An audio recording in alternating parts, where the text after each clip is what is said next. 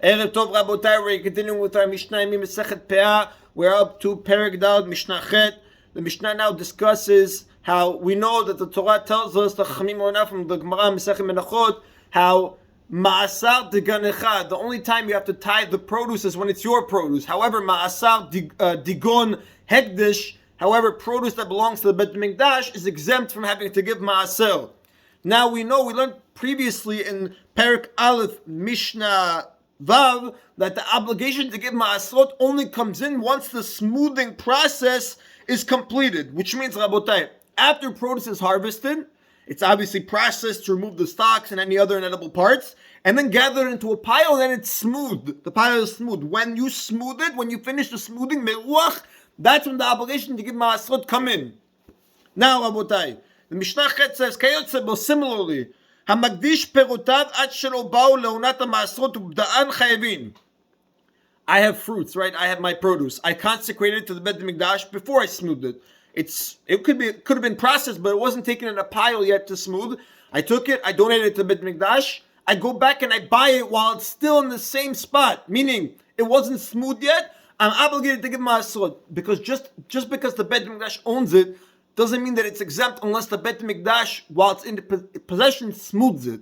Since here it wasn't smoothed in the Bet Mikdash's possession, I got it back the same way that I gave it to them, it remains obligated in Ma'asrot. If I already smoothed it, and then I gave it to the Bet Mikdash, and then I got it back, it also remains obligated in Ma'asrot, because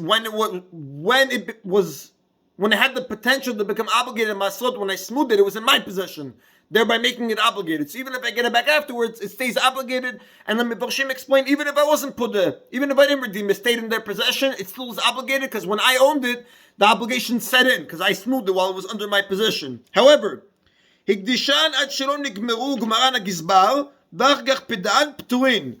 If I started the smoothing process, gave it over to the Bet Mikdash Hekdesh, and the Gizbar, the official, oversaw the rest of the smoothing, so he finished it off, and then I got it back, I'm exempt from having to give Ma'aser. Why?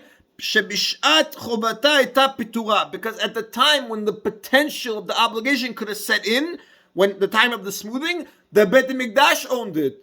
So now since the Bet Mikdash owned it when the time of the Ma'asrot obligation was coming in, and we know they're exempt, it never came in. So if I get it afterwards, it's still exempt. Whereas in the first two cases, either I gave it before anyone smoothed, I didn't smooth it, and they didn't smooth it, and I got it back. Or the second case is, I smoothed it, I gave it to them, they didn't have anything to do, and then I got it back. It remains obligated because it was always in my possession, the private owner possession, when it was being smoothed. However, in this last case, when it's finished being smoothed, it's in the Bet Mikdash's possession, meaning the potential came in, saw that it's in the Bet Mikdash, and the potential never took effect. When I get it back afterwards, it remains exempt. That is in Rabotai of Mishnah Chet. Mishnah Ted now discusses a very interesting case, and I wanted to read it to you. I want to read you a Hagdama in the Reisman Art School. It's a very interesting concept that we learned. The Mishnah now is going to discuss if one person can acquire some of the Peah for another poor person. B'derech klal, generally the Gemara B'Metzia and many other places speak about what we call in Halacha Zachin le'adam shelo b'fanav. Yechol adam liknot davar avu chavero af shelo b'yadeato. I can, let's say for example, I'm walking on the street and I see a $100 bill. I can say I'm acquiring this $100 bill for my friend Reuven, even though he has no idea. Why? Because since it's a benefit, I'm allowed to benefit somebody not in their presence. However, I'm not allowed to benefit somebody not in his presence when it hurts others as well. For example, let's say, Rabotai, you have, let's say you go to a soup kitchen, right, for poor people. There's one portion left. I am not part of the soup kitchen. Let's say I'm a rich guy. I come to take that last portion, but I'm also making the other poor people lose out on that portion. In that case, I'm not allowed to benefit my friend that I want to give it to him unless I can acquire that benefit myself. Meaning, it's what we call in halacha, chav la'achirim. If it is damaging to other people for me to acquire it to my friend, the only way I could acquire it for him is if I could acquire it for myself. What we call migu di bai zachinav shei zachinam lechavre. That since I can acquire it for myself, I can also acquire it for my friend. In this case, it's going to be practically speaking like this. A poor person is allowed to take peah. a rich person cannot take peah because the peah, the corner is supposed to be left for poor people. What if a rich guy wants to come now? Let's actually start like this. A poor man comes now, he wants to acquire it for his other poor friend, but he's going to make all the other poor people here lose out. He has a poor friend at home, he wants to acquire this peah for him, but he's going to make all the other ones lose out. Is he allowed to? Halakha is, even though he's causing them a loss, he's allowed to acquire it for his friend. Why? Because since he can acquire it for himself, since he can acquire it for himself, he can also acquire it for his friends. However, Rabotai, let's say I'm a rich man and I come to the corner of the field and I want to take that peah and be mizakeh, I want to be zochet for my friend who's poor. Can I be zochet for my friend? That is going to be the argument of this Mishnah. Since the rich man, cannot acquire it for himself, maybe he's not, since he's rich, maybe he's not allowed to acquire it for his poor friend because he's being, it's detrimental, detrimental for the other people in the crowd. And he's preventing them from acquiring it. He's making them have a loss. That is the Mishnah right now, Rabbota. Let us see. Mishlakat peah ve'amar rezel ish ploni ani, Rabbi Eliezer omer zaka lo v'chachamim omrim yitenenu le'ani shenimtza rishon. A rich man, the Rav explains that the machlokim between Chachamim and Rabbi Eliezer is be'ashir shelakat peah lezachot ba le'ani. A rich man comes to the corner of a field. He sees some peah. He says, I want to acquire this for my poor friend Reuven who's sleeping at home. Rabbi Eliezer says, Zachalo. He acquires it for his friend, whereas Chachamim say he does not acquire it. You have to give it to the first poor person that you see because his acquisition is invalid. Now, Rabbodai, what is the logic between Rabbi Eliezer and Chachamim? Rabbi Eliezer, the Rav explains, holds a double migu. Rabbi Eliezer Sabar Amrinan Trei Migu. We hold a double Migu. Migu in Halakha is an argument called since. Let's see. Migu di bay mafkir in nichsei ba'ave ani v'chazilei v'ashtana michazilei. Rabbi Eliezer says this rich man is also fitting for peah. Why? He's rich. He's not allowed to collect. He has a Migu. If I want, I can make all my possessions ownerless, become poor, and now this is mine. Since I have that ability to do that, I should be able to acquire it right now.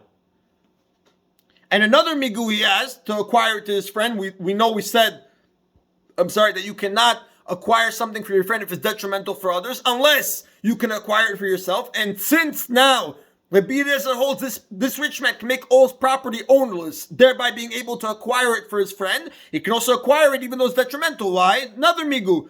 We said if I can acquire it for myself, I can acquire it for my friend also, even though it's going to give everyone a loss.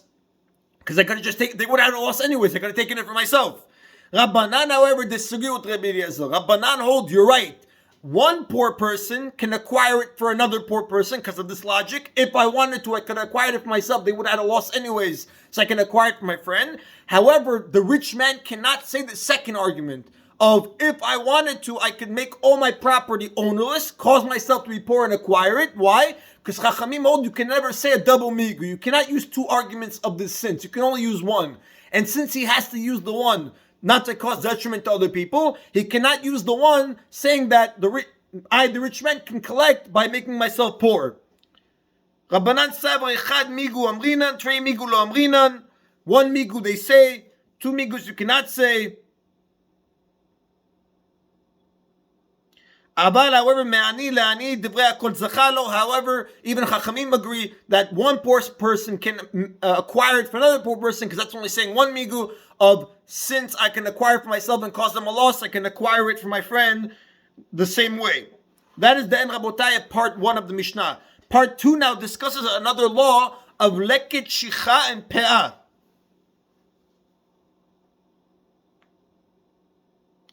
Just back on the first part, Rabotai, just to read it again. Somebody, a rich man that collected peah,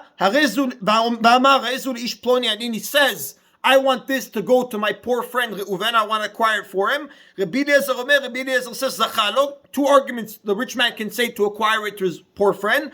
Whereas the sages say the rich man cannot acquire it on behalf of his poor friend. He must give it to the first poor man that is found. Because they hold you can only say one argument and not two. Thereby the rich person has no right in taking this peah. That is the end of part 1 of the Mishnah. Part 2 of the Mishnah discusses another law of leket, shicha, and peah. הלקט והשיחה והפאה של עובד כוכבים חייב במעשרות, אלא אם כן הפקיר. Now, Rabotai, this Mishnah follows the view of Rabbi Meir.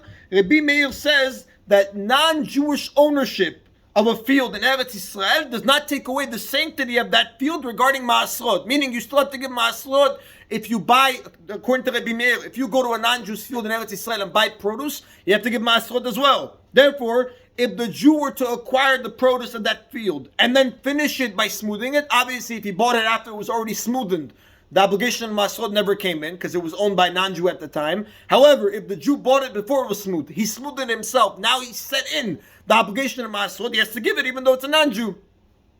However, Rabotai, the Rav writes as a side note, Halakha does not follow Rabbi Meir. A non-Jewish field in Eretz Yisrael is not chayav in Masrot, even if I acquire it before it's smooth. However, lekit v'shicha ve'apeh shel oved kochavim chayav b'masrot. Lekit, shicha, and peah, we know the three mitzvot that you leave for the poor. We know they're exempt from masrot. However, that's only if it's in the possession of a Jew when it's harvested. We said earlier, lekit, shicha, and peah also b'kutzrechem et kitzir otzrechem, when you harvest the reaping of your harvest. And since here they are owned by a goy, they remain as regular produce, not gifts anymore for the poor, and they remain obligated in the obligation of ma'asel, that you have to tithe it. Elim ken ifkil, unless the leket, shicha, and peah are declared ownerless both to rich and poor, because now once it becomes hefker, it is exempt from ma'asrot. Hefker exempts ma'asrot even if the hefker produce is acquired and finished by somebody. Meaning, oh, it's very interesting. I take hefker produce and then I smoothen it, I'm still exempt. However, in order for produce to be considered hefker, it has to be free for anyone to take. Meaning this farmer is taking a possibility that a rich person might come and take it. So if farmer left produce, the outcome of this Mishnah is if this non-Jewish farmer, now leaves the produce, leket shicha and peah, it remains obligated in masrot. Only if he declares it hefker for anyone to take, then it becomes exempt from giving masrot. That is the end of today's Mishna Yomi, Rabotai. Baruch Adonai Le'olam. Amen v'amen.